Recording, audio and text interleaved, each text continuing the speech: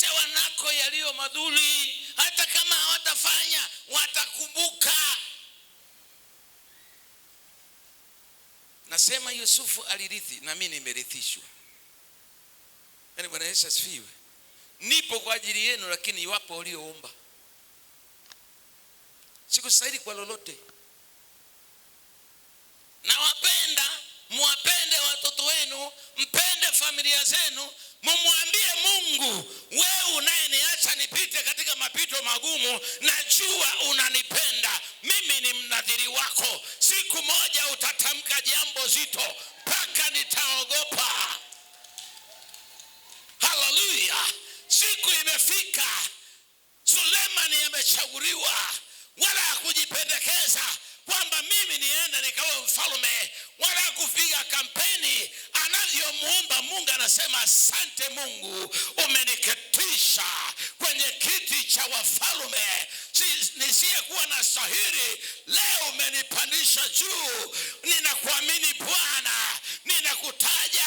Nataka nikwambie, hata Yusufu alipokuwa anasema nimeona mnanisujudia, wakati anapita kwenye mateso, alikuwa nakumbuka ndoto yake kwamba Mungu aliniambia iko siku nitaitwa mkubwa, iko siku nitakuwa juu, vyovyote vile nitakuwa juu. Nijapokuwa niliota ndoto nikiwa mtoto, lakini aliyesema na mimi ni wa mbinguni, anakwenda kuniweka juu. Unajua, neema ya Mungu isemee mazuri. Haleluya. Neema aliyokupa Mungu katika maisha yako itajetaje? Siku moja Yusufu yuko gerezani, anatoa tafsiri ya ndoto kwa wafungwa. Alikuwa anajua na kwenda kutoka, na nikitoka hapa na kwenda kuwa mtu mkubwa, maana mimi ni mnadhiri wa Bwana, ni upande wa Mungu. Jamani, Bwana Yesu asifiwe.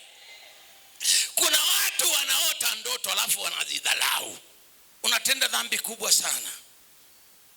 Unaota ndoto uko kanisani, waambie majirani zako, hata kama ni mlevi sana, pamoja na ulevi unasema, leo sikia nilivyoota ndoto, nilikuwa kanisani eti.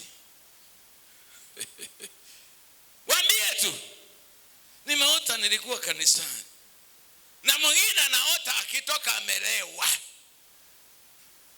Siku hiyo ndo amelewa sana, usiku ndo anaota yuko kanisani. Nimekuwaje mimi mlevi naota ndoto ya kanisani? Simulia hata wazazi.